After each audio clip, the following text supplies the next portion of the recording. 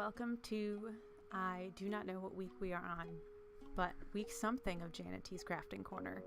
I just realized, as I was reflecting earlier, that we've technically been doing this every Friday of 2022, so anyone who's really good at weeks math should let us know which one ends on March 5th? That's tomorrow. Yeah, weeks end on a Saturday in the States. But wild. Thank you all for joining this adventure. For the moment, I will be moving the drink of the day out of frame so as to provide room for the main event today.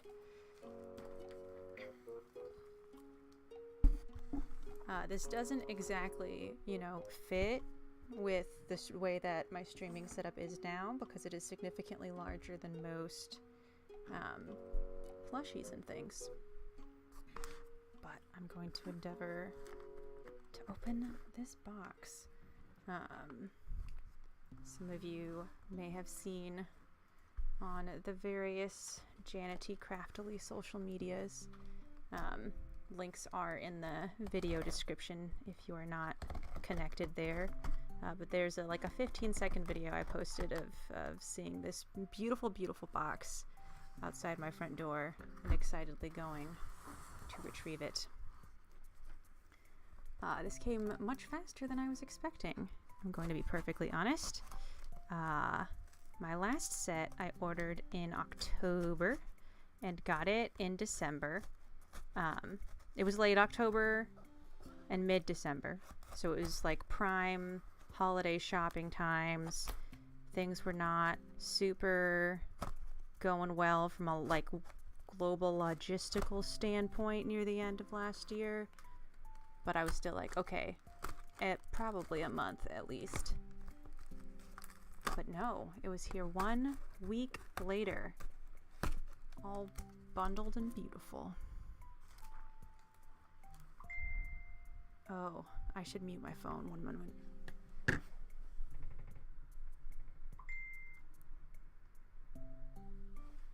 My apologies. I've been experimenting with different notification settings to try and pay less attention to my phone, and I think I have botched that a little bit.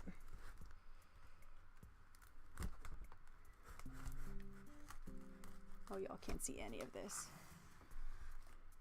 I'm trying to provide as, close to the quote-unquote unboxing experience as I can without just totally knocking over everything on this very, very tiny table that I'm working with. There's a stand here that is going down and a laptop here. I'll post a picture at some point of what the streaming setup is, because truly the most room is this zone right here, and then everything else is just covered in things. All right, this looks pretty open. There is such a large amount of, I'm just cutting into box.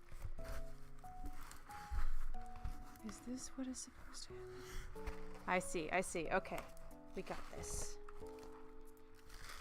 So much duct tape. So much box. So much audio interference. Oh no. Look away for vertigo, folks. I'm gonna adjust the camera. Well, I can also show how everything is bunched around. There's stuff over there too. All right, we're nearly... All right, vertigo warning over.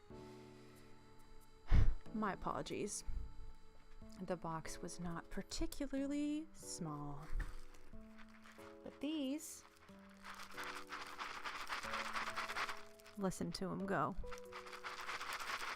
I love that sound. These came very quickly. I am very excited. They are absolutely covered in packing tape, but we can fix that. Alright, this bumping thing's gonna be an issue. Have you noticed my very strategically placed birthday cupcake washi tape? It is there for the purposes of knowing what is and isn't in camera, which works great when the camera is not constantly being batted around and pointed in completely new and different directions. So that's exciting.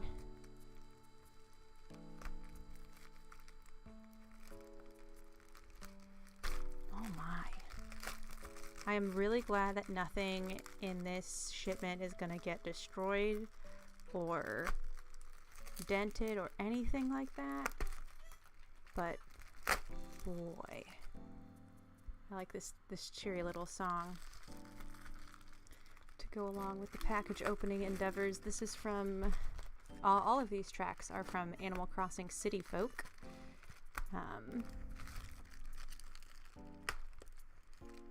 Which came out not quite 10 years ago, maybe like 15.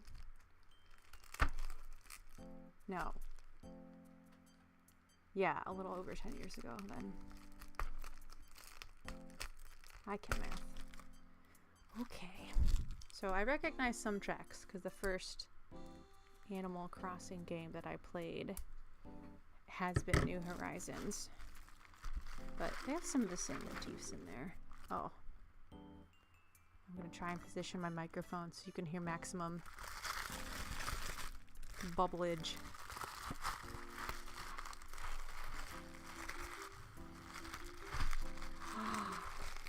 Oh. Yes. These are gorgeous. Alright. So these are all just big old tubes of little tiny dice. Animal Crossing music does go great with a lot Kravitz. There is hardly a vibe that has like any amount of cuteness that this soundtrack would not accompany. But here are these are going somewhere else for future me to deal with. These are big old tubes.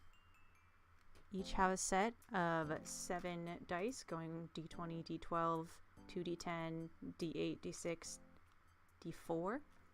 The D denotes how many sides the dice has, for those of you who are not as familiar with, I don't know, Dungeons and Dragons and other tabletop RPG dice. I never know what degree of information to give to people.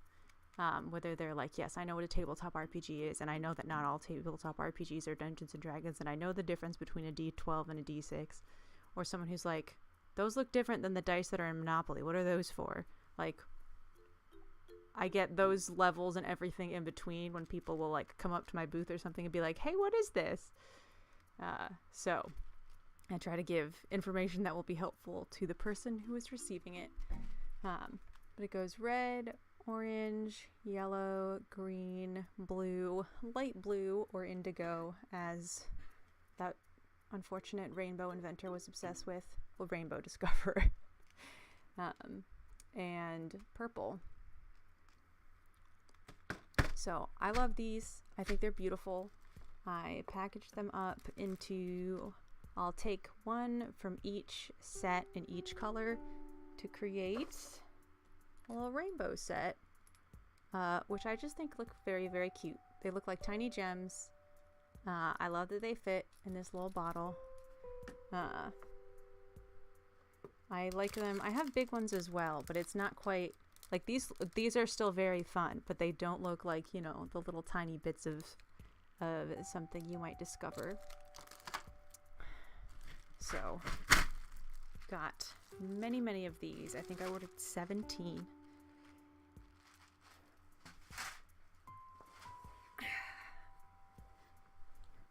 And here is the way that I end up organizing them. So because they are already so very nicely put together in order from biggest dice to smallest dice, biggest dice to smallest dice, biggest dice to smallest dice, all the way down. If I pop off the cap and strategically treat this like a sort of, I don't know, not quite like an icing dispenser, but lay them out very nicely. Ha. Let gravity do the work.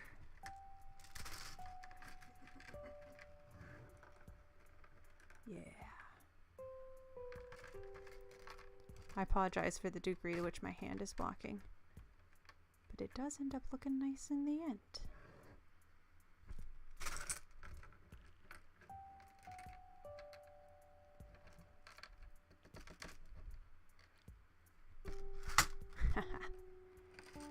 I like watching all the dice just scoot on down.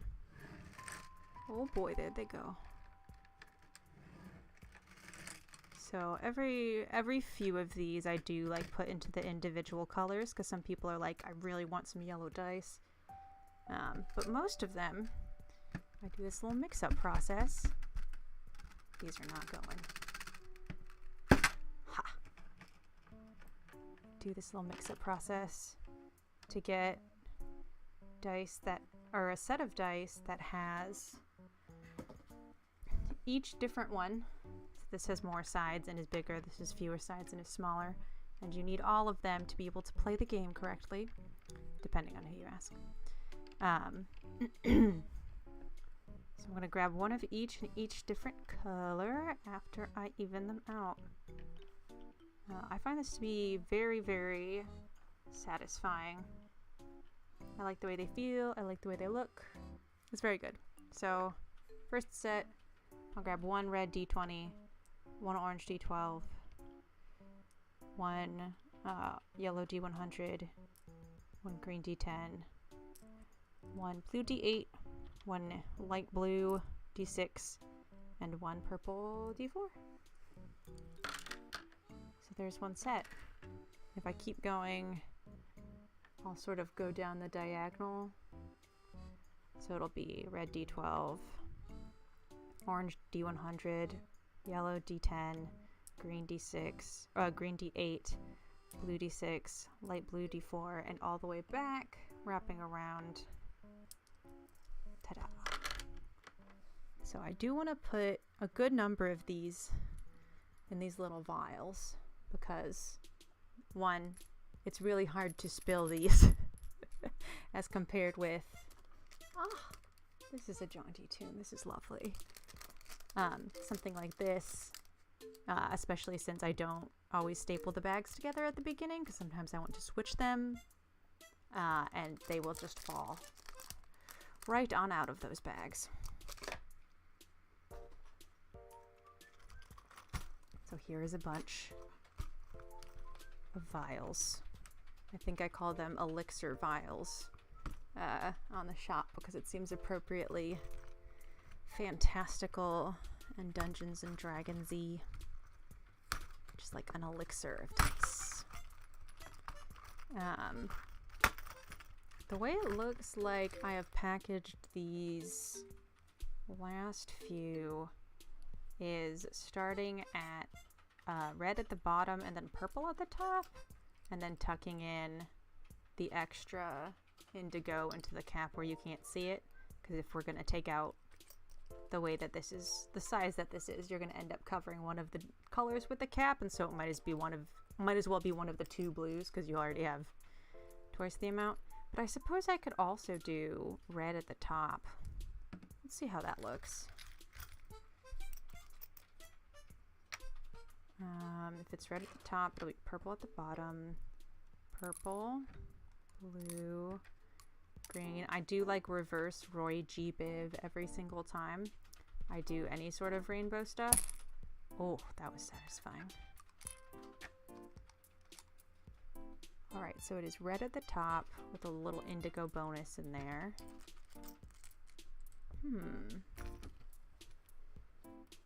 Honestly, they're both cute.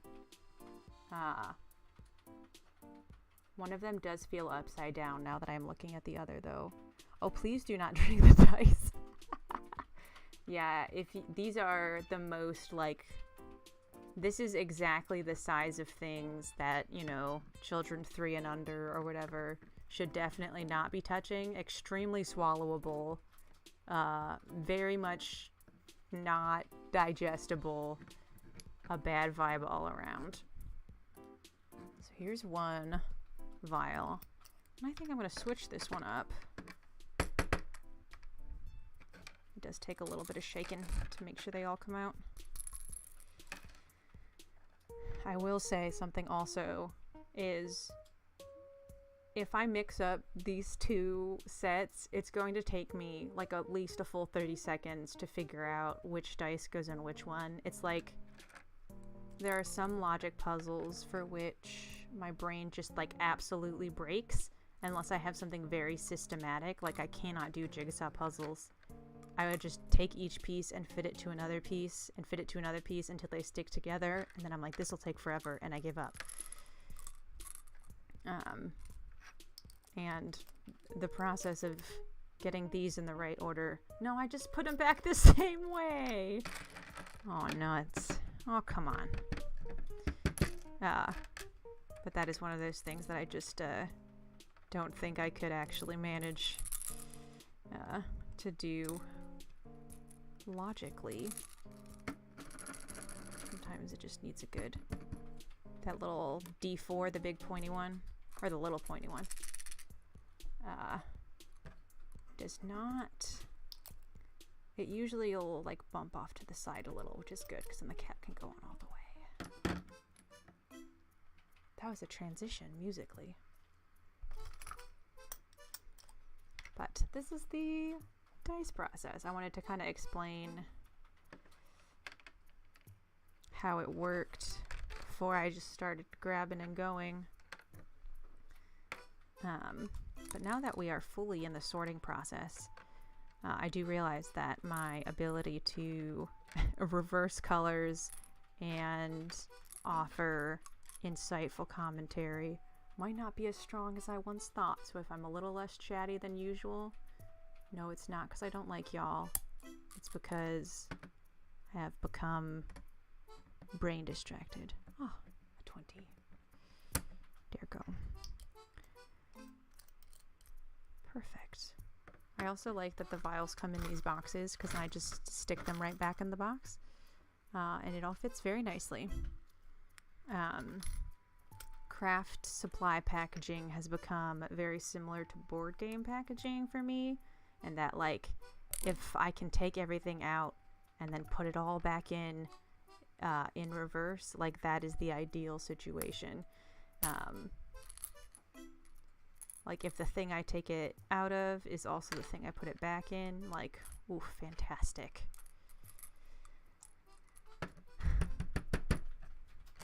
There we go.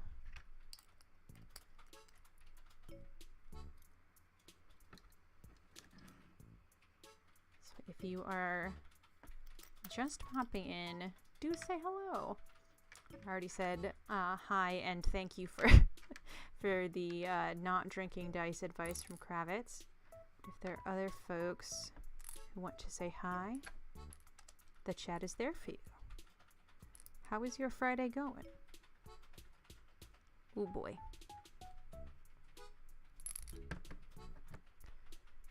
Oh no. This one might be at the exact angle to be stuck. Oh, nope. Oh, this may just be a busted bottle. I am afraid.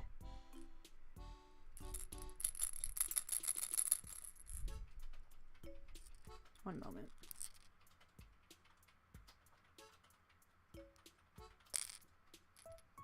Nice. All right. I don't know if that'll come out though. Okay, this can be a display set.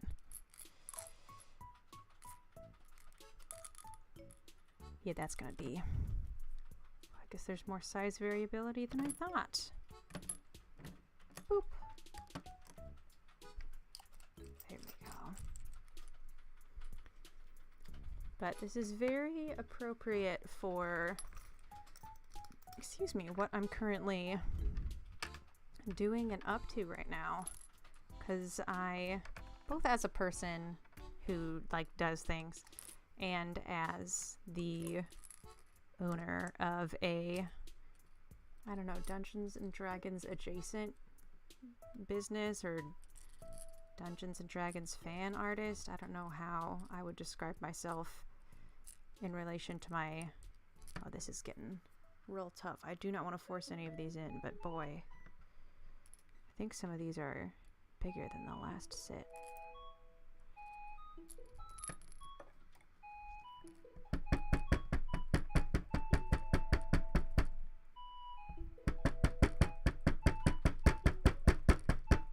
Yeah, that's not gonna happen. Okay. Nice thing about this set is that... Oh no. Here.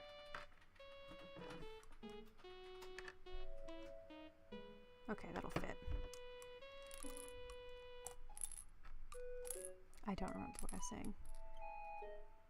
Focusing hard and becoming silent for a period of time, something Kravitz notices more when she's streaming. That's very true. I will do that when I'm... Hold it up. Nope, this is good. I will do that when I'm just like working on crafts with friends. I'll be like, hold on a second, and like count the last 49 stitches or whatever. And usually that's, you know, not all that disruptive. But when like I am the only voice that is coming through, perhaps a little more distracting. Okay, I think I can get...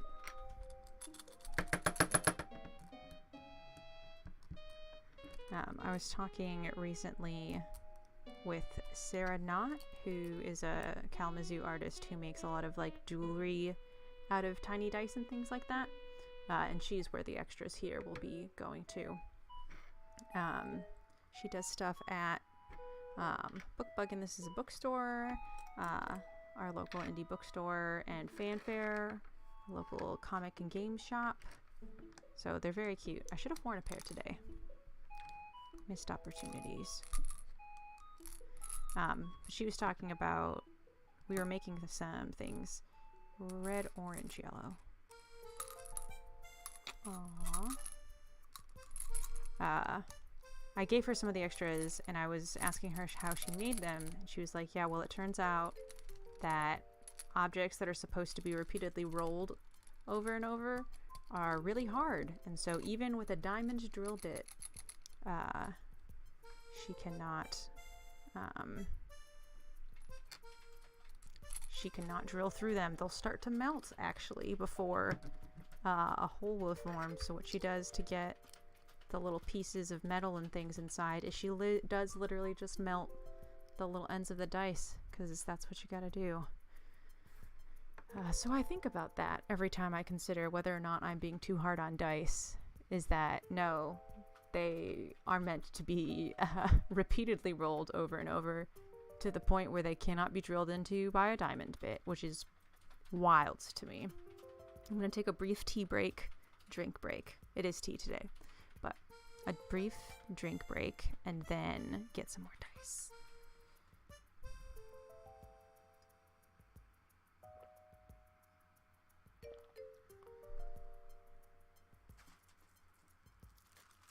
Set 2.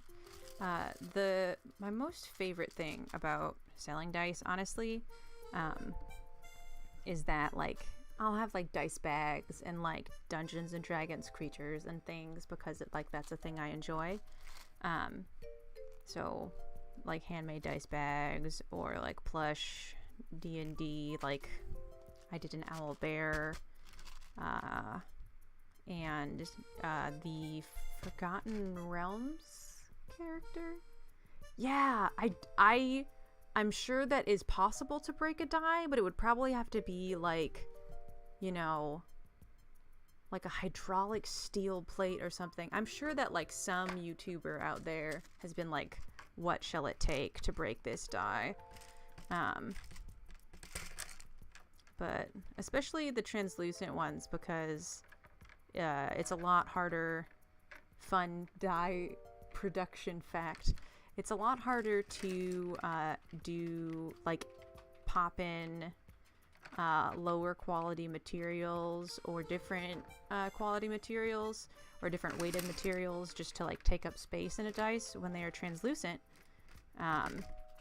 So on average, you're less likely to see like dice impurities and things like that with translucent dice, because if there is a problem, you can see it pretty quickly, and so QA can catch it. And if a company is in the habit of making lower quality dice, it would not be to their advantage to make transparent dice where it is clear. Oh boy. They're lower quality. So, dice facts. Another fun dice fact is from the graphic biography of Gary Gygax, and apparently back in the early days of Dungeons and Dragons, Gary knew that he wanted like a 1 in 20 chance of something happening. So he took tokens, wrote the numbers 1 through 20 on tokens, and put them into a bag, and took the tokens out of the bag, which like works, but like seems so utterly laughable in the face of like realizing that this thing exists and there's a 2. Like there's not a whole necessary process for that. But that's what he used to start, because he had never seen like a more than 6-sided dice. I think it was a War Games magazine or something that finally introduced the poor guy. So he didn't have to write all of his little numbers. But before I got distracted with my fun dice invention and creation facts, my favorite part of having dice specifically as compared to like my other Dungeons and Dragons things is that they're like deeply recognizable. Even like there'll be people who are like, yeah, doesn't your brother do that game with these things, like the dragons one? You know, like they clearly want to engage, which is sweet. But also like it's such a like iconographic thing. And then it usually ends up, once people are like, oh hey, this person is selling dice here at this, especially when I go to events that aren't like particularly nerd focused, like Comic Cons, things like farmers markets or pride festivals, or other events where like I bring my nerdy stuff along, but that's not the focus of the event. It'll be like pride themed stuff or handcrafted stuff or what have you. I'm gonna take this off. And then, you know, someone at the farmer's market sees tabletop dice and is just like, hello, and is so excited to see them. So that in and of itself is lovely. And then I usually get to hear people's weird stories from their tables of like, oh my gosh, last week this happened, or like we're about to go fight such and such, I don't know if we'll get them, or my friend's playing a tiefling bard and they did this and this hilarious thing. And it's just like the most fun possible interaction I can have with someone with whom I'm like literally sitting on another side of the table with the things that I have made and want to show off in between us. Like that's such a vulnerable and strange position to be in, and to have someone be like, you do this cool thing, I like this cool thing, let's talk about cool thing, is just like the most freeing version of that interaction. And I love it. I wasn't even expecting it at first. The first event, like full stop, that I ever went to was my local Pride, and I had some dice bags that I had handmade. I was like, I don't even know if I want to bring these. Sure, like some of them have rainbows on them, so like it doesn't go against the event in any way. But folks were so jazzed, and like just the memories of it all, of like, oh yeah, I used to play this when I was a kid, is a favorite, and oh, I want to get into this because I love this podcast. It's so interesting to see people's different relationships with like something that is becoming more popular, but is still like the barrier to entry is lowering significantly, based on or compared to the previous years or parts of popular culture, but it's still high. You still need someone who knows the game, who will play it with you and be nice, whether it's making sure you're having fun or like respecting you as a human being. And getting schedules together to do it is tough. And even though there are a lot more tools and like reference sheets and things available out there, there's still like a knowledge barrier, and a confidence barrier as well, I feel. Now they're all going back in the box. It's going to look very pretty. Wait, how did I... Oh, each one comes with 7, because there are 7... Okay, so that's why the numbers don't work out. I think this is a 12-piece box, which does not divide by 7 even a little bit. Are you ready for this? This is going to be so nice.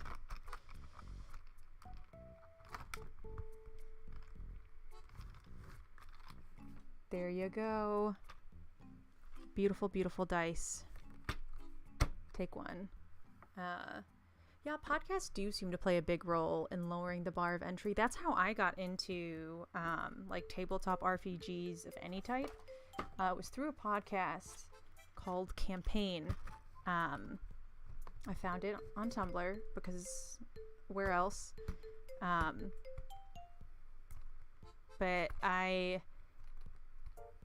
didn't even know that it was like what we would consider an actual play podcast, which is where someone's like sits down and plays the game and records it. I didn't know that's what it was. I just knew that it was like a zany story with cool characters that people seemed really into and making cool art for. It was actually set in the Star Wars universe, which, like, as I was listening to it, that campaign is currently over. They're on, like, Cool Sky Pirates one now, which is also fantastic. But just describing, like, oh, I listened to a podcast where people play a pretend game where they're fan fiction characters is just, like, it's hard to explain to people. Wait. Yeah. And have it not sound like you're trying to be the most quirky dork person imaginable. It's like, nah, this is just what I do. But being able to listen to podcasts, like, and be present for play without having to participate in it, and also being present for play where all the people really care about it. If oftentimes in a podcast, this isn't as much the case with a lot of influx of less experienced podcasters, but more experienced tabletop players, that people like know how to present a story well, and so you can see how it works and see the really fun moments and be like, I would like to have some of that also, please. And then even just like familiarizing people, goodness gracious, with some of the terminology, like knowing what a critical failure is. When you roll a 1, bad things happen, instead of like rolling a 20 where good things happen on a 20-sided dice. But even just like knowing that vernacular to be able to go into a conversation, or go into a session and be like, I know that there are spells in this game. I know you cast them with slots. I know that I am playing the one class that likes nature a lot. And just like, I know, because I've heard people play, which is really cool. The only, or the biggest downside, I think, is that, and I haven't experienced this myself, just to be clear. I know that I have probably at least one person who has played with me in the stream today. But I think that gives like a different expectation for a lot of people. Like I showed up to my first game, and I know other people have showed up to their first game, like expecting the Dungeon Master to be Matt Mercer and to do all of the voices and have this brilliant thing planned out and like have beautiful art for all of the things that you're doing and like put together this beautiful interweaving story that is like complex and has fun, like, crunchy encounters and does what all the players want and have this big, like, beautiful, which is a lot to ask of a person who just learned how to Dungeons and Dragons. Yeah, the Adventure Zone is one of my favorites as well. Campaign's the one I started with. But I actually didn't listen. The order of events is that I listened to the campaign podcast, I started playing Dungeons and Dragons, and then I went and listened to the Adventure Zone because then I knew what all the words they were saying meant. And I had an absolute blast with it. I'm a little behind on the current arc of the C1. It begins with E. Either C. I'm a little behind on that one, but I'm having a lot of fun with it. I just think it's neat. It's a very fun thing to do. I'm always a fan of things becoming more accessible over time. Yeah. And you can see, because the way that The Adventure Zone, which is a show by the McElroy brothers and their father, that they play is a little, especially at the beginning, like fast and loose and silly, with rules and stuff. And so you can see, like, people having a good time playing it. Like they're all podcasters and comedians. So they have that dynamic, and since they're all related to each other and have like a healthy, from what I can tell from the outside, family, it's like very fun to watch them joke around and be that particular kind of stupid that you are with your siblings. Oftentimes it's a beautiful thing. Oh, we're going right to the bottom. I wonder what this stream will look like if I speed it up really fast. Like if it's just going to be the colors go, go, go, go, go, and then disappear and then appear again, or whether there'll be a bunch of like hands in the way. Oh, Krebs hasn't gotten to Ether C yet. I haven't made it all the way through graduation. I think I may. I know that there's some fandom contention there, but I think I may take a break from trying to finish graduation and just focused on Earthsea. Each of them have a different arc of like, here we're playing new characters in a new world, even though it's the same players and it's the same podcast feed and all of that. So, context before my drink break.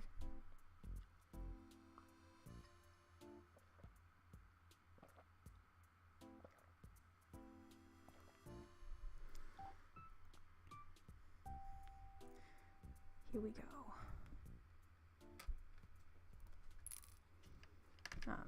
But it is really cool to see, because I started playing actually the same year that I started an Etsy shop, 2017.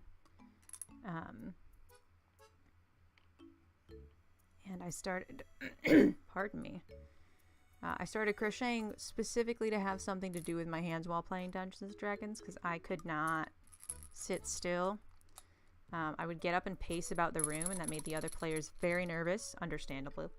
But I was like, okay, what if I took a piece of paper and then I tore it into tiny pieces as we were playing? Is that less distracting?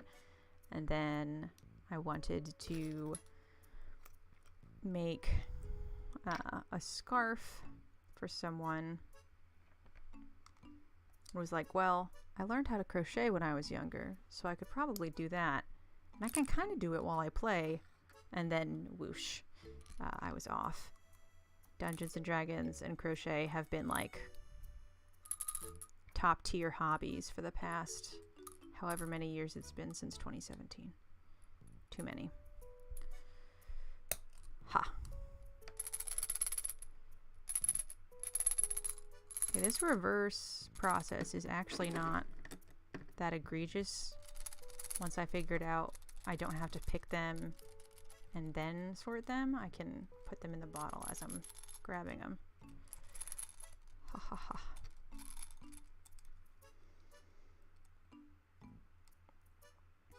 Oh, for Kravitz, it took her a bit to get into graduation.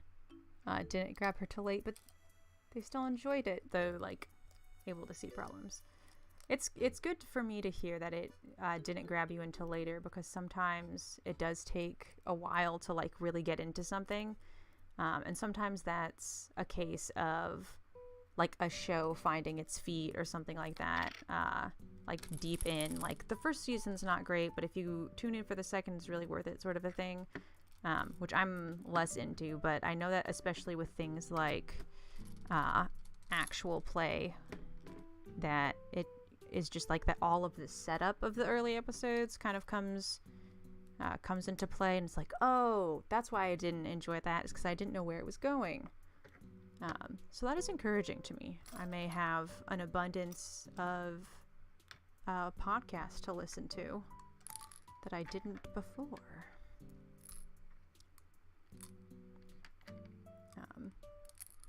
But it is a fantastic way to spend time, and I've particularly, because my introduction was through Campaign, which was in the Genesis system and not Dungeons and Dragons, I have a particular bias towards, like, being creative with the system that you use, and exploring what system best fits the scenario. But there is no denying that Dungeons and Dragons has, like, really captured the public attention and gotten, like, a huge amount of resources and enthusiasm around it that just, like, is irreplaceable. Being able to, like, type in the name of a spell and have Google autocomplete Dungeons and Dragons 5th edition and then show you, like, 3 different bits of stats and articles on how it's used is just not there for something like Call of Cthulhu, or not there as readily, I will say, which is really cool. It does really help people who are new to it and people who don't want to or are not able to buy giant $50 hardcover books. This isn't what I wanted. Yes, it is. To be able to play, to be able to have those resources is really neat. And I'm a big fan of that. I just wish it were true and more widely celebrated for a greater diversity of games. But time will tell. And the good thing is, a lot of people who have started playing Dungeons and Dragons are now much more familiar with, like, okay, and we sit down and the dungeon master or game master says some things and then we say some things in response, and, like, that sort of is how the world works. And when something needs to be resolved, a die gets thrown. Just that as a concept being more widely known is super helpful. I don't know, I feel like trying to watch a movie with someone while also explaining what a movie is like not the most productive way to enjoy something. There you go. Yeah, this one's gonna be defunct as well. That's a bummer, but that's okay. Guess this batch went out with some bigger D20s, so those, once I figure out what to do with them, are gonna go in the little bags.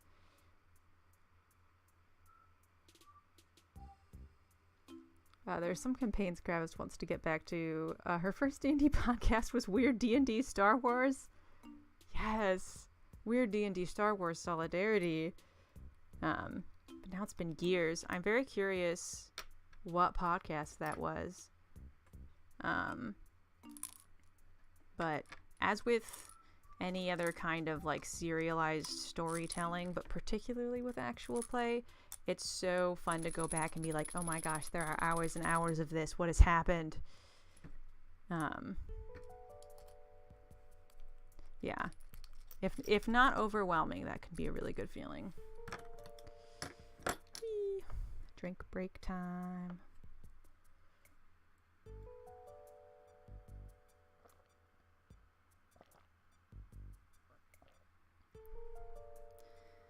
All right.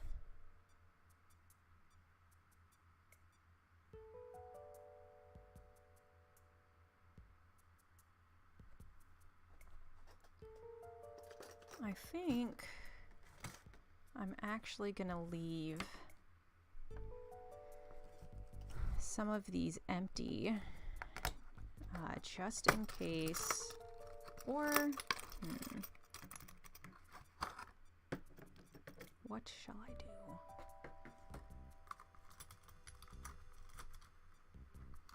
So I have 6 bottles remaining.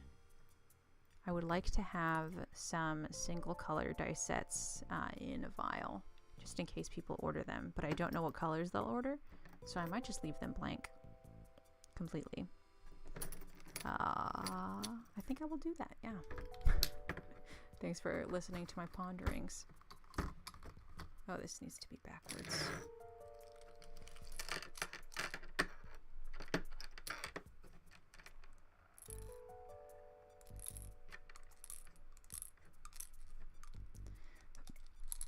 I wish you could hear the little jar noises. It's so satisfying. I might, for one of these sets, put... I guess I should have put the microphone out front when I was doing the jars, but that's okay.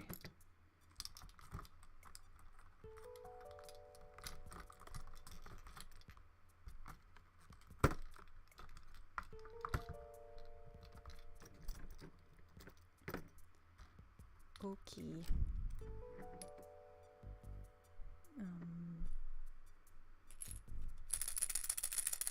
Yeah, that's a problem for future me.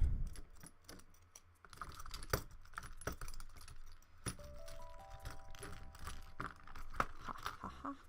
Actually, I'm just realizing that the last one says rainbow vial on it, so I should probably put the rainbow vials and not the blank vials in there. Good thinking. This is much less satisfying noises because it's the plastic packaging. I try to avoid plastic packaging when I can because it makes me grumpy, but that's what these babies come in, and it's ridiculously expensive to not buy them altogether. Alright.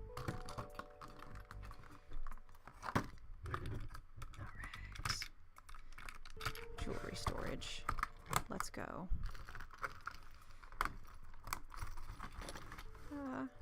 And then blinks. Perfect. So these are going to be all my little vials that will hopefully last me. I listened to literally one episode of 8-Bit Saga and I was like, this is neat. I'll go back to it.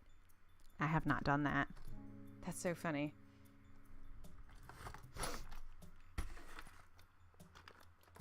Oh, here are my terrible rainbow math notes from earlier. It's still going? Oh my goodness. I have respect, though, for folks who are that dedicated to Dungeons and Dragons and Star Wars. For this section of the program, I will be testing out 2 different kinds of bags. I got 2 different sizes. It was supposed to be for the big dice and the small dice.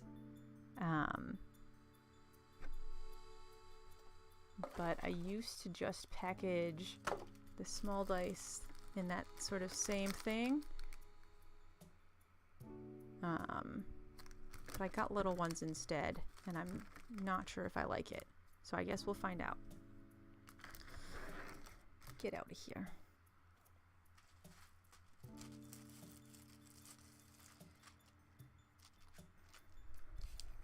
So I suppose I'll just line up a bunch of groups of rainbows and then see what they look like in bags.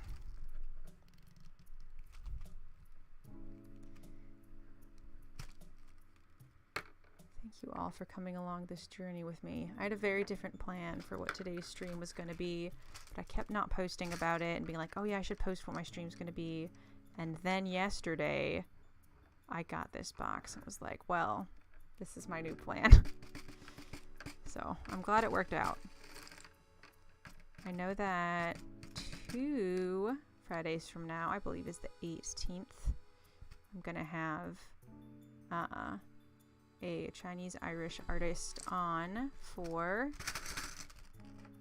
some Irish mythology chats in honor of St. Patrick's Day.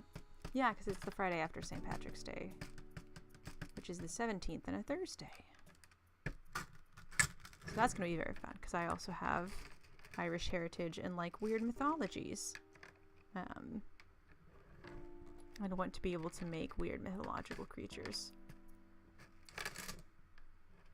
So, you know, Kelpie, a Silky, a Banshee, Leprechaun probably.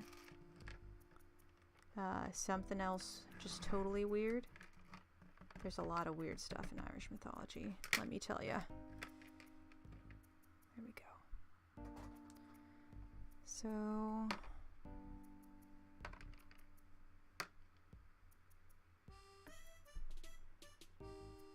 Oops, I've made an error.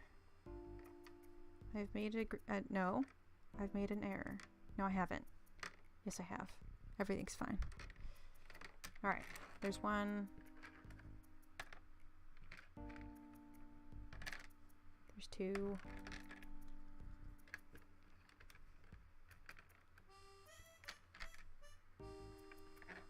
There's 3. Alright, we're running out of room here. So it's time for testing.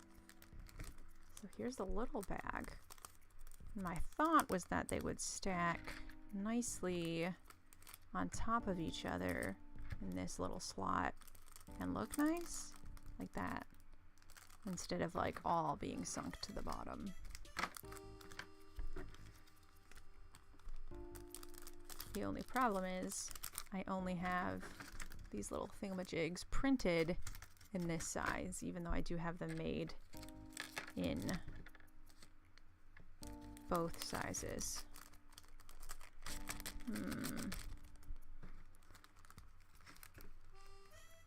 If either of these were to have, like, this would be a much slimmer version of this label up top.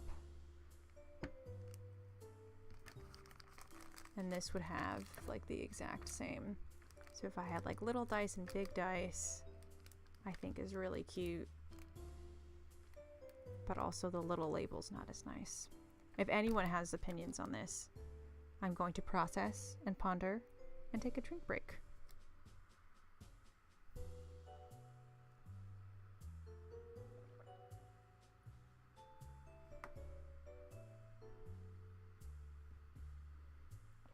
I'm almost out of green tea. This is so sad.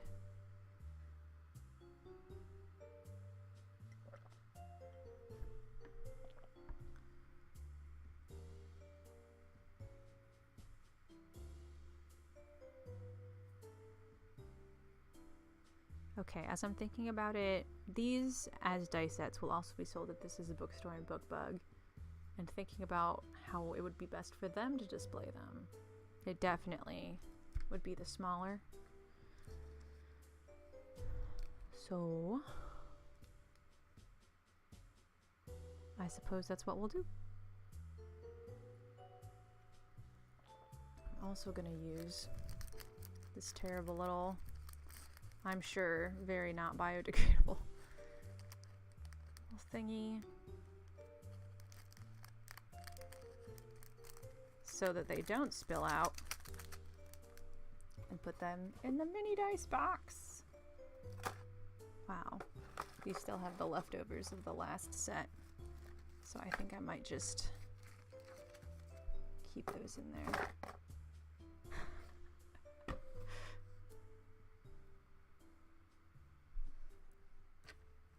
Oh goodness, I was wondering whether Kravis was, you know, Kravitz.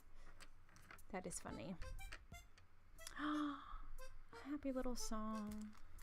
The only problem with the little ones is I think I only have 100. Which, according to my math, I will have 94 plus 2 is 96 sets of rainbows. So I won't run out, especially since I've already made some vials. So that's good. Thank you for product ponderings. I find that like that level of nitty gritty, like what size of bag and label should I put on this particular, you know, package or whatever, is deeply, deeply interesting to people who do it and no one else. Myself definitely being one of the people who does it. Can we get a little, well, that's going to be unwieldy. Yeah, that seems good. There you go. But whenever I see people on Instagram being like, oh, I switched from like a metal backing on my pins to a like chrome plated backing or a rubber backing for this and this reason, I'm like, oh, tell me more. And I feel like it's such a weird niche of things to be in. Product packaging. And I think it makes more sense when it's like based on your art and handmade and like things you design, because like you want that to look as nice as possible. Like I have bigger versions of these bags to hold other bigger things, and so it all like comes together. Man, I never thought I would be at this point in my life talking about my favorite kinds of bags. Cellophane, by the way, is the material of choice because it is biodegradable to a degree that plastic is most certainly not. This has been your eco-friendly notice of the day. Ah, thank you, Kravitz, for saying that it is neat. I am glad. My hope was that at least observing it would be interesting. Neat. Because I am asking everyone to observe it right this very moment. Ha ha ha. I have a friend who has one of these dice sets, along with every single other dice that they have ever owned is like a full-sized or bigger or zany. Wow, these are adorable, man. And so they'll get out like a pile of regular size D6s and then just like this little buddy, and I think it's so funny. I've been thinking about ways to implement all of these dice in a different like game that has a lot of like, based on the fact that they're like physical dice and teeny.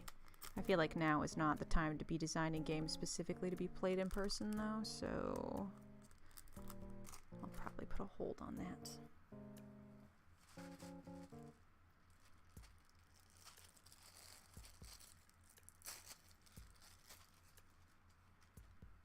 We got 5 more tubes, oops, in the first set. So we could be here for a good long time.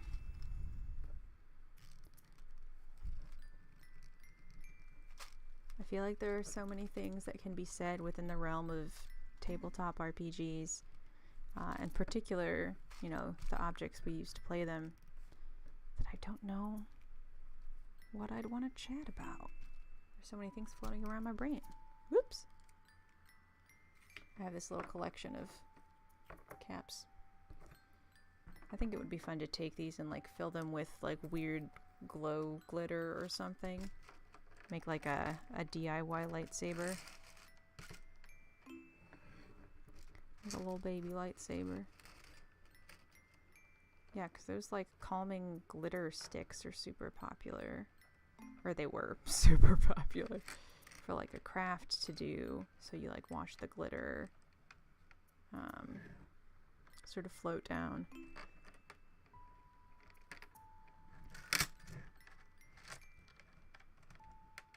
There we go. I will say I am really glad there have not been any mispackagings so far. In the past, I think that this is my 3rd time getting these very cool tubes. But the first two, hang on. Oh, buddy. But the first two had the occasional, like it would be, maybe there'd be 2 purple D6s and no red D6s or something. And it's just like, well, what are you going to do with those 6 extra dice?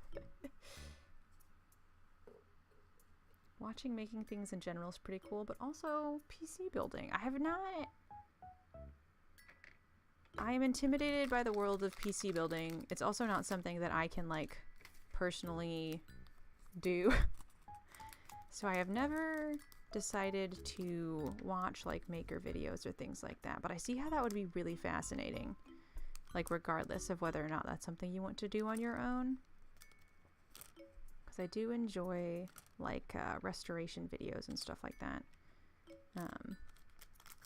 Which, yeah, it's a good point. Even though I will probably never restore, like, a old GameCube, it's still neat to watch. And so, even if you don't have strong opinions on your own dice and how they're put together, or what bags people use or whatever, it could still be interesting, which I appreciate. I also apologize if the glare on my glasses is a little severe.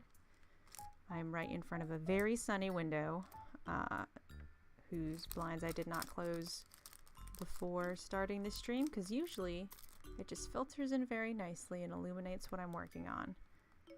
But now we are at the point in the season where at approximately 3 p.m. local time, I'm going to be hit in the face with sun.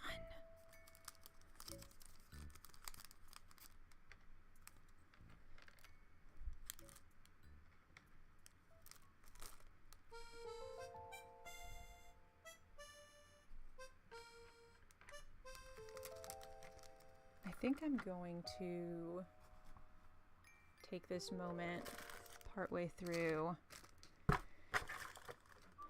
to take my little screenshot for the day. Usually I would wait until the end when whatever craft I'm working on is done, but honestly I feel like this looks the most interesting partway through the process.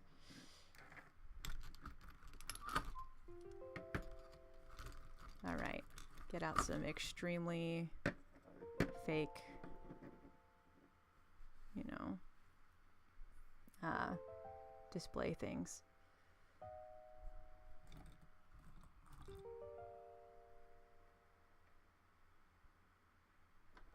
Alright. Now I'm currently taking a screenshot. So I've grabbed dice. Look very spontaneous. Alright, everybody say cheese. There we go. Oh yeah. That's pretty good. I feel like that sort of halfway filled out rainbow thing sort of gives an idea of the process for thumbnail purposes. Whee! Thanks for your patience, y'all.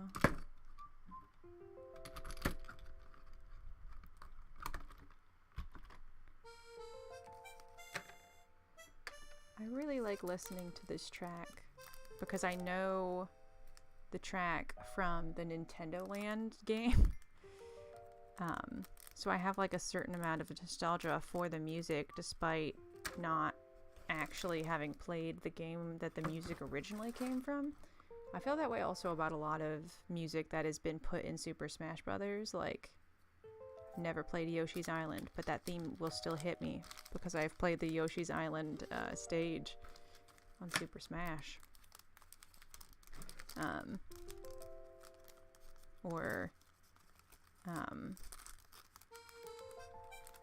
Yeah.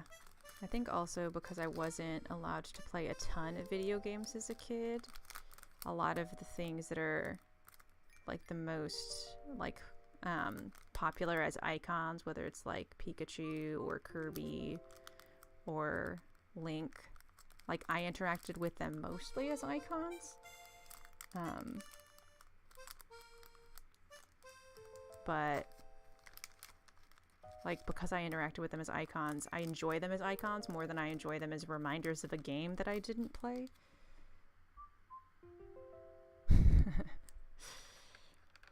So, I don't know. I have no follow-up on that thought. It is just a thought related to this lovely soundtrack to which we are listening. To which? Yeah. I know this one too!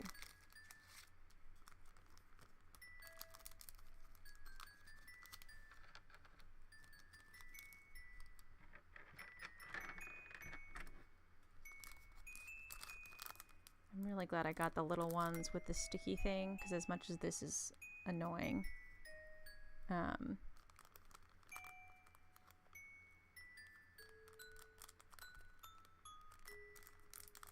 it is more annoying to have dice spilled everywhere.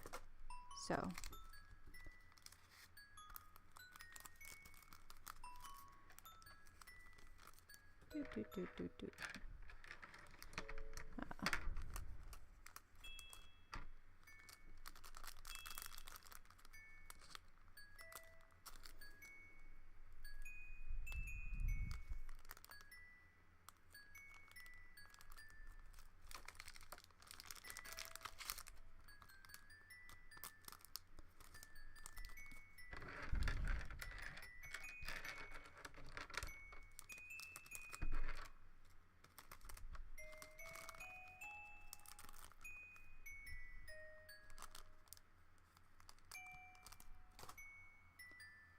Alright, for this next one, I think I'm going to do all of the single colors.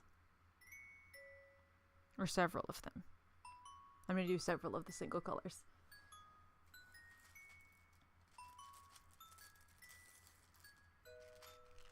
Because, like, they're easier to do.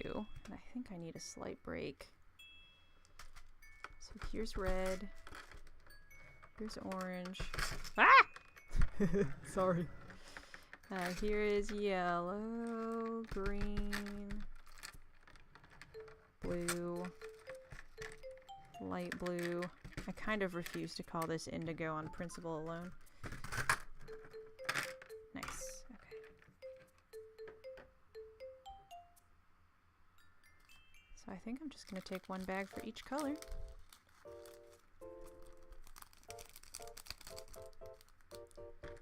And just stick them all in. I desperately wanted to be able to do color sets other than rainbow so I could do different pride flags. But I cannot find well-priced mini dice in the colors pink or white or black. And almost every single pride flag apart from rainbow, and then I think there was one other one, like the poly flag or something. Every single pride flag that is like in common usage has one of those three colors, especially black and white. And I was just like, this is so sad. I tried so hard, but that is okay. It just means that the rainbow dice are that much more special.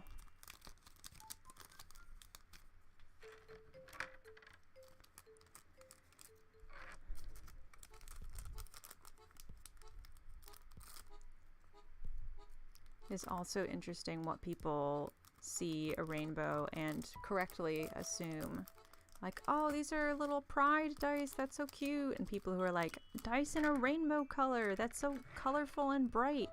Which, like,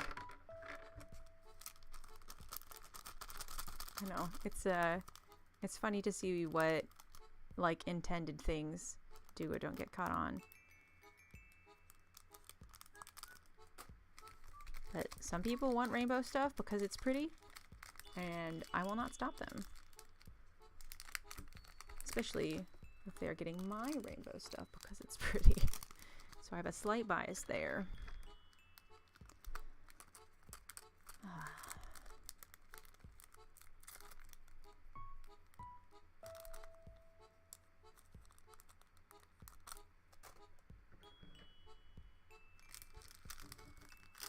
Oh, one of the tubes just like nudged onto my foot and I thought it was a dice that fell.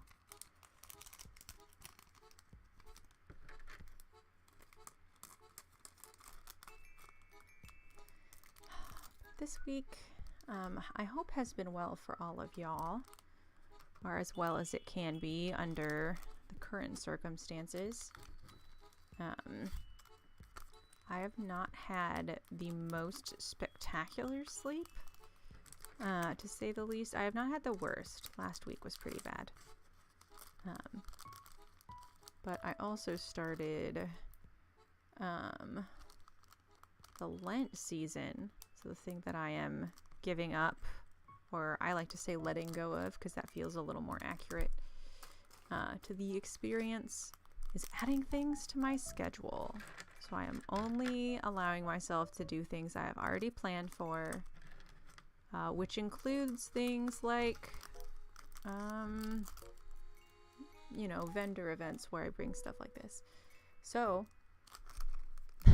what I did end up doing this week as I was starting that is going back through all of the stuff that I'd started. Like, oh, I might want to go to this Pride Festival, but I haven't filled in the application yet. Or I want to go to this Pride Festival, but I need to read the email they sent me about the requirements or such and such. But I did it. I did all of it. I was so happy. So I will probably put a big old calendar fancy announcement thing one of these days. But now I have all of this, like, oh yeah, I want to be in person, and I want to be at a table, and I want to make it look pretty, and all of that energy is going around. It also fits very well with the truth that, like, as soon as you turn your hobby into a business, there are instantly like 18 administrative tasks that you didn't consider, like emailing the event coordinators and making sure that you can afford the booth fee, and like seeing what things you're allowed to sell and not allowed to sell, which is just, I like doing it. I wish that not everyone who creates and wants to be compensated for it has to. I wish that were sort of an optional part of the process, because while I find it really fun, a lot of other people find it really life-sucking or difficult, which is genuine. Oh, I put them all in order. Well, we'll just do them all in order. But it's one of those, like, that's the way the world works things, which I never know how to feel about that response.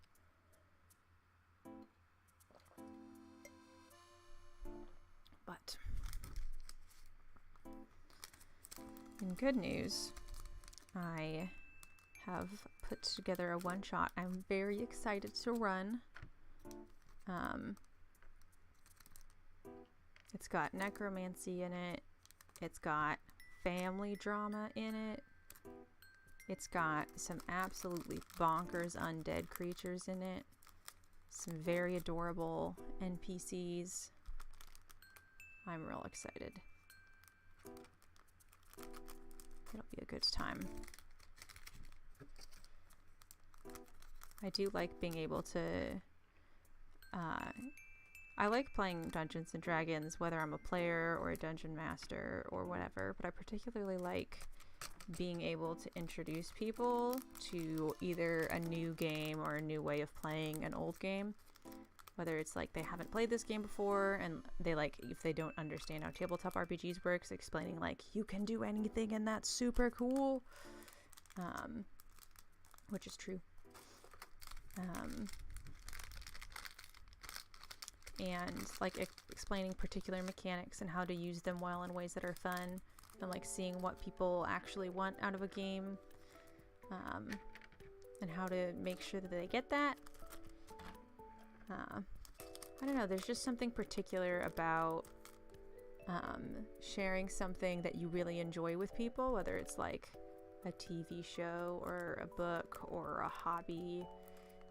But I think with tabletop RPGs in particular, the process of sharing it with people is often like, let's create a story together So it's both the hobby, like let's do this thing and learn about it together, but also the media, like let's be invested in these fictional characters together, which I just think is a really cool way to share something that you care about with anyone, but particularly with people that you care about.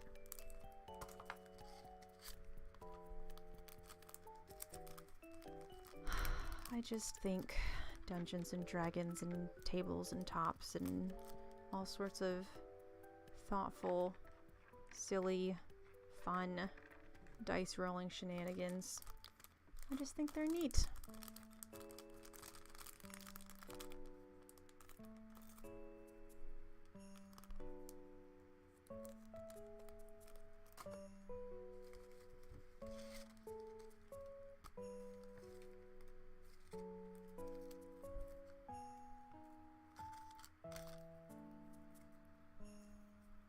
These little bits are really getting to me.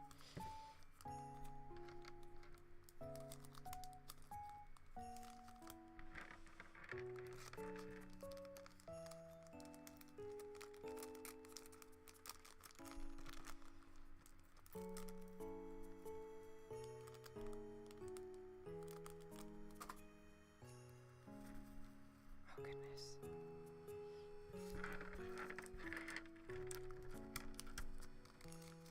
For this next tube, I'm definitely doing separate colors. I'm saying this now so I don't forget.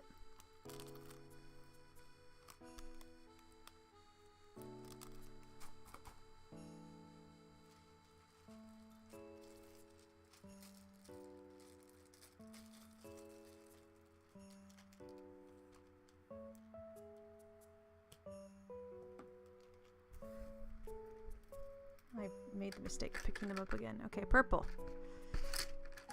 Light blue. Dark blue. Oops, more dark blue. Green. Yellow. More yellow. Orange. Hello. Orange and red. Beautiful.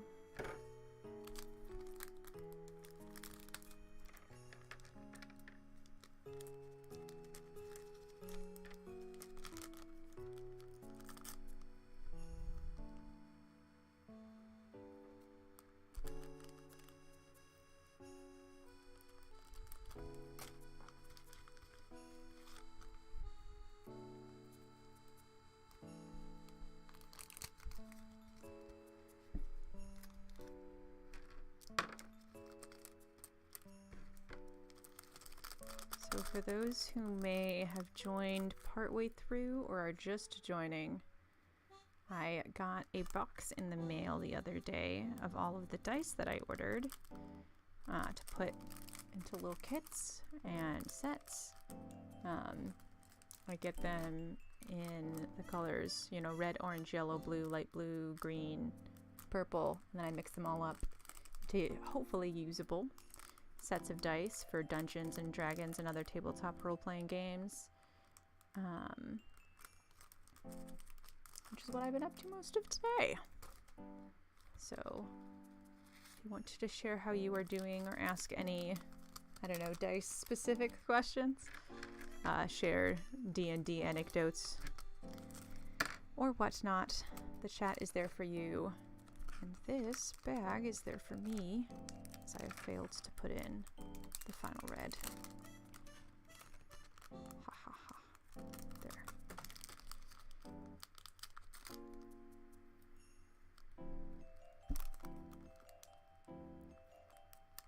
Yeah, it is difficult to see all of what I'm doing because there is a giant microphone right in front of my eyes. So if I miss dice, you may have to yell at me nicely.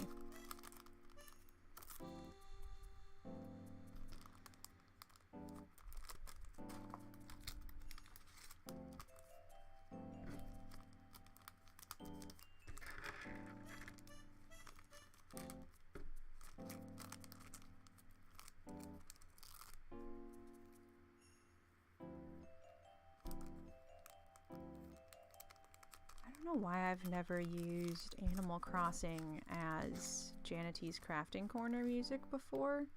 It seems so obvious, like that is exactly the vibe. Like cozy, fun, charming little backtracks?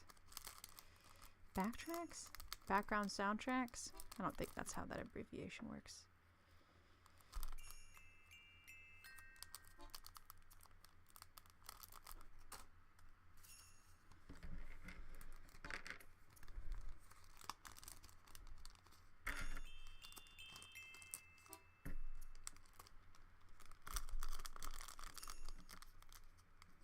Alright. Next set, I think I'm gonna do Rainbow. This stream may end up not going to 4 if I finish all of these, but I would like to think of something fun to do to accommodate for folks who are not able to make it till later. So I will think.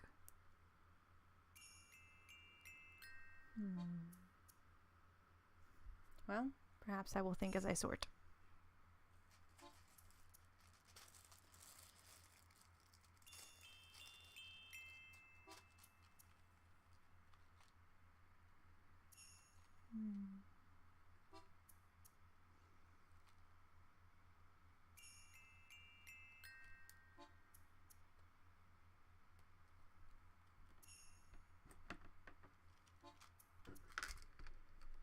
Ooh. It opened from the other side. Interesting. I don't think it matters. But everything is in reverse and it's very unnerving.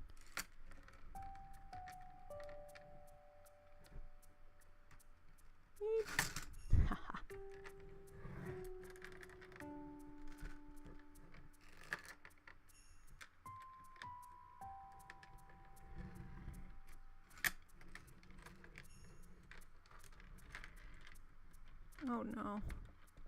Yeah, I've made an error.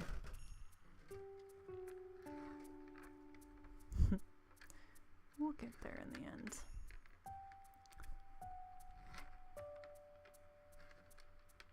I unfortunately poorly estimated the space that was available.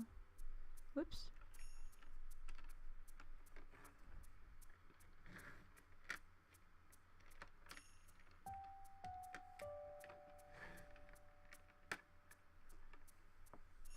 Oh, it's still in the thing. I thought perhaps that orange D20 was hiding from me. Which technically I suppose it was.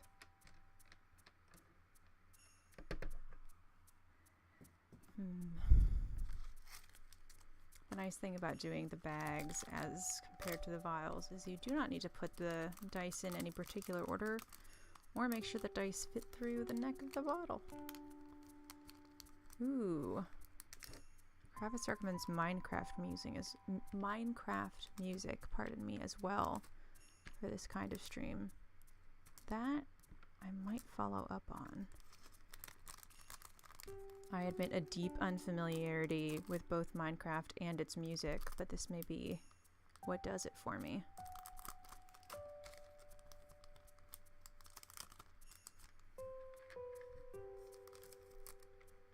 I've listened mostly to video game soundtracks, but also to a couple other like mixes and things. 1, 2, 3, 4, 5, 6, 7. But I'm always looking for good instrumentals in particular, both for myself and for the stream. Because I can listen to music while I do things and have that be like motivating or encouraging in the doing, but as soon as they have lyrics and I need to do anything involving words, my brain just melts. It cannot take it.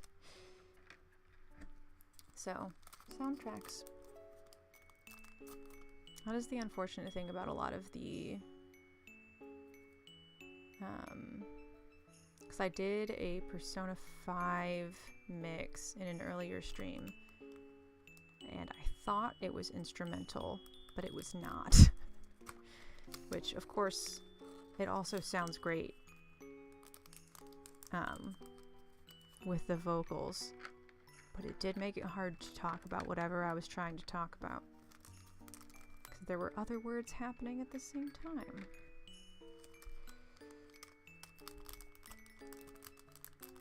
There is something to be said about music that makes you feel nostalgic, even without having listened to it when you were younger. I don't know, there's something cool about like something that evokes a feeling without a history to it. I'm definitely gonna have to check out Minecraft music now. Thank you.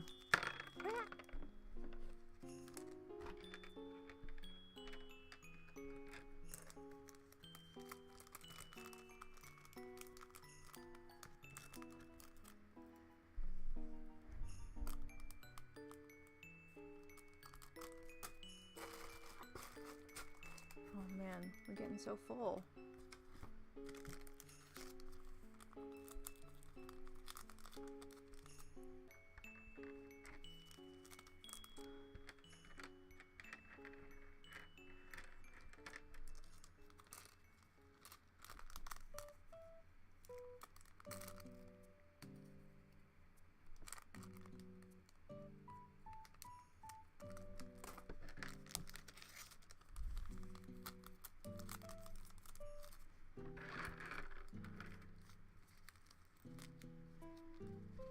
This is a little unusual, but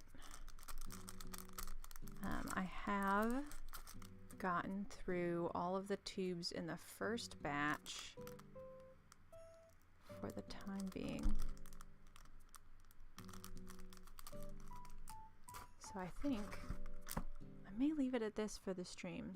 I know we have 30 minutes left, but I do not know of a good 30-minute fun thingamabob. And I know if I open this next, here, let me show you. This next one is gonna be a whole process. You know what? Let's do it. Let's be bold. At least get this fluff out of here. This is a very handy little pocket knife. It was actually given to me by a friend who I taught how to crochet and is now quite proficient and designing her own plushies and things like that.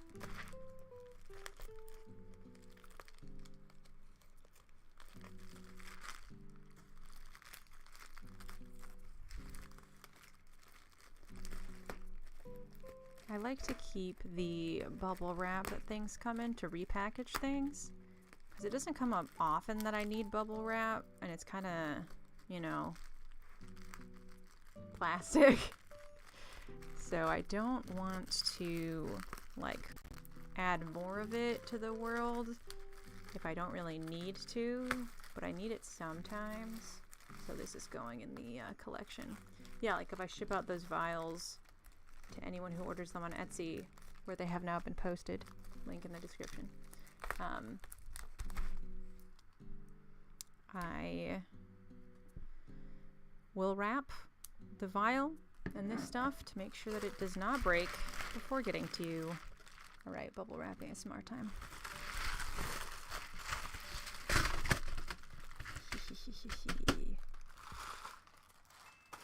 I will say it's very satisfying. I want to see if I got as many tubes as I thought I did. One moment. 1, 2, 3, 4, 5, 6, 7, 8, 9, 10, 11, 12, 13, 14, 15, 16. I may be missing one. That's okay. I can count them later.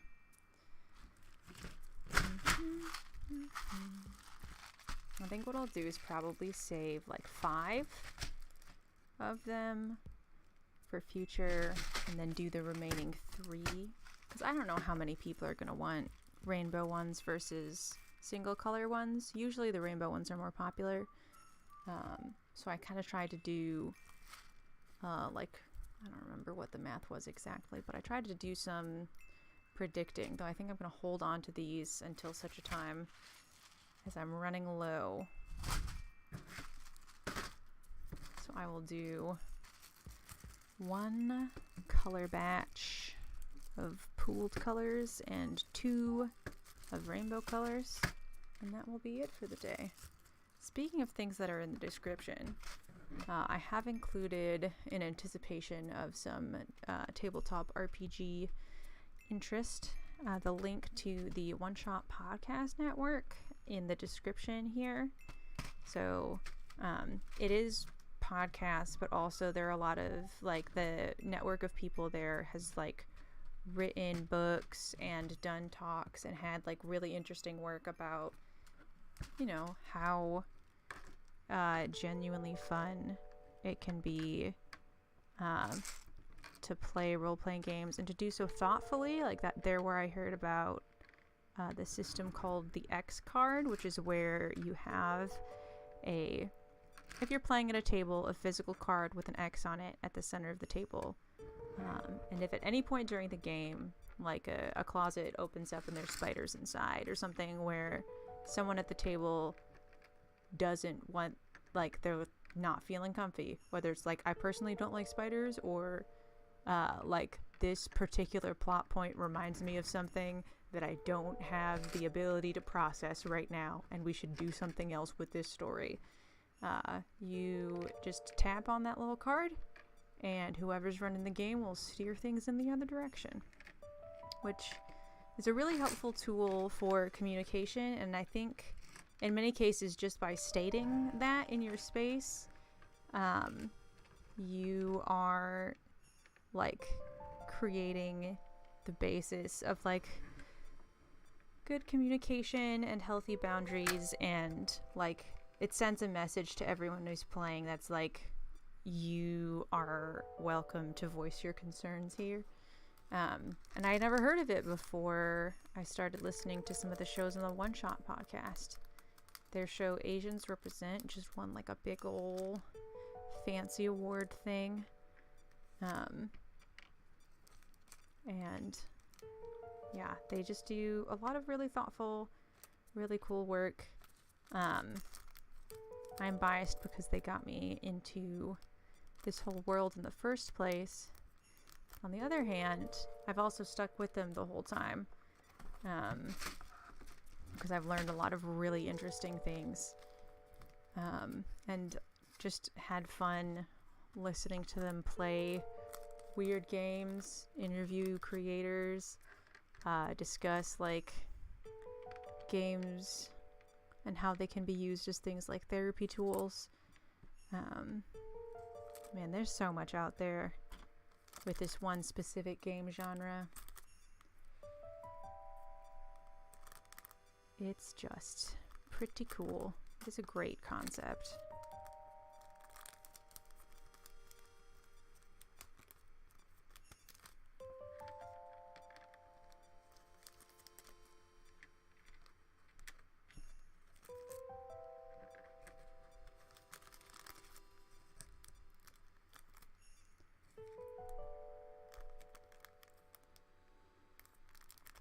Every time the soundtrack throws a little bell jingle in there, it just fills me with serotonin.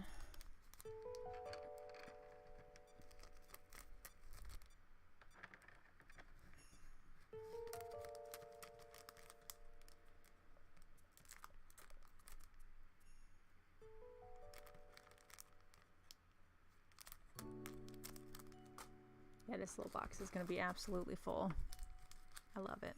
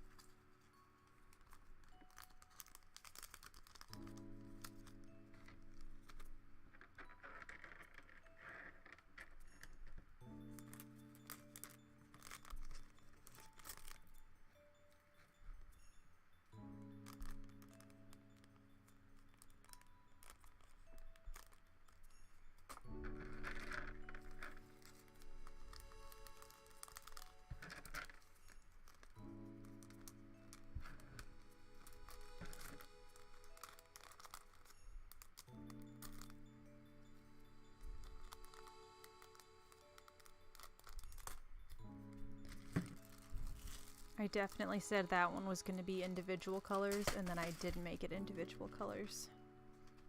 Nice work, nice work. So this will be the one for real this time.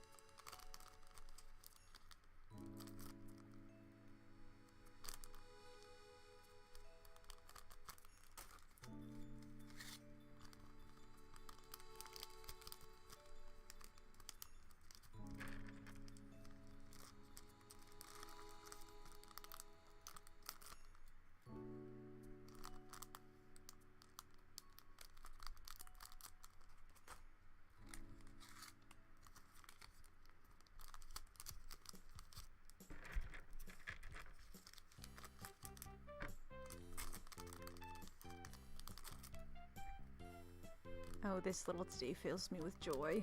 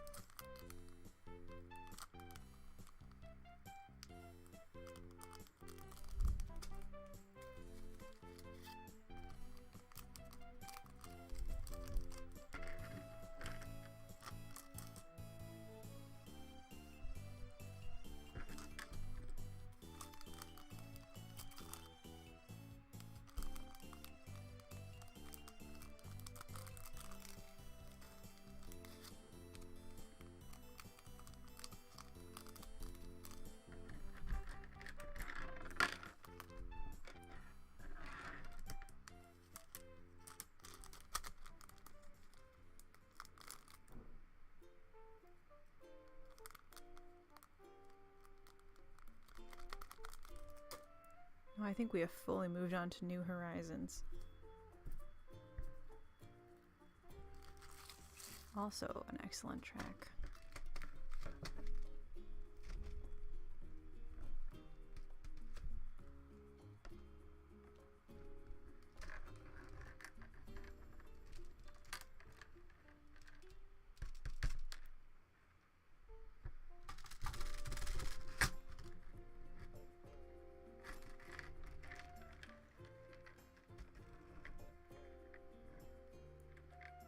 Uh-oh. There we go.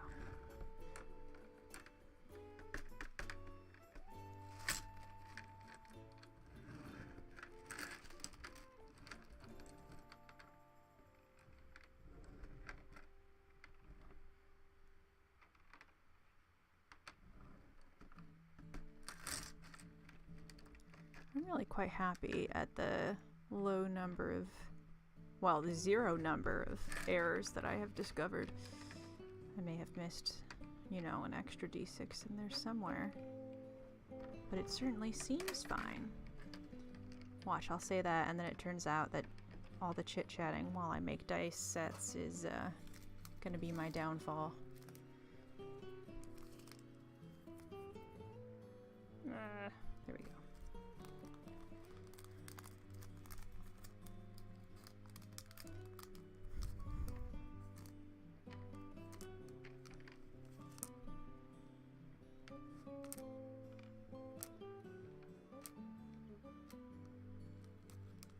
Whee, look at them.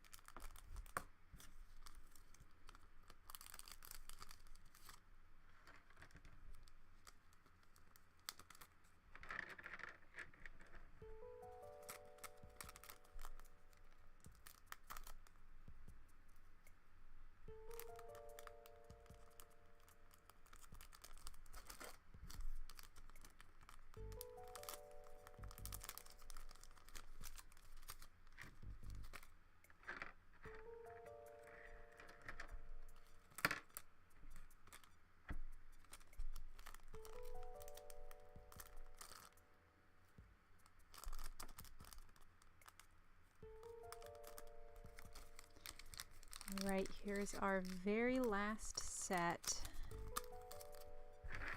Scoop them all up and put them away. Thanks to all of you for joining me on this somewhat unusual, but still I hope very fun episode of Janity's Crafting Corner.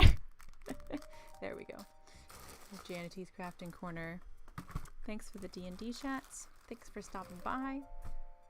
Thanks for giving me the excuse that I needed to get these all packaged away. Next week, I'm going to be coming to you with either some felt experiments or putting together a pattern for Aang for Avatar: The Last Airbender. I'm not sure which that I want to do yet, but if you have thoughts, you can leave a comment. My social medias are in the bio, etc., etc. You can also nab one of these if you are so inclined. I put a link just to the dice in the bio as well. But I hope your weekend is lovely. I hope you all take care of yourselves. I hope you all sleep well and eat well and rest well to the best of your ability. And I will see you all next week. Bye.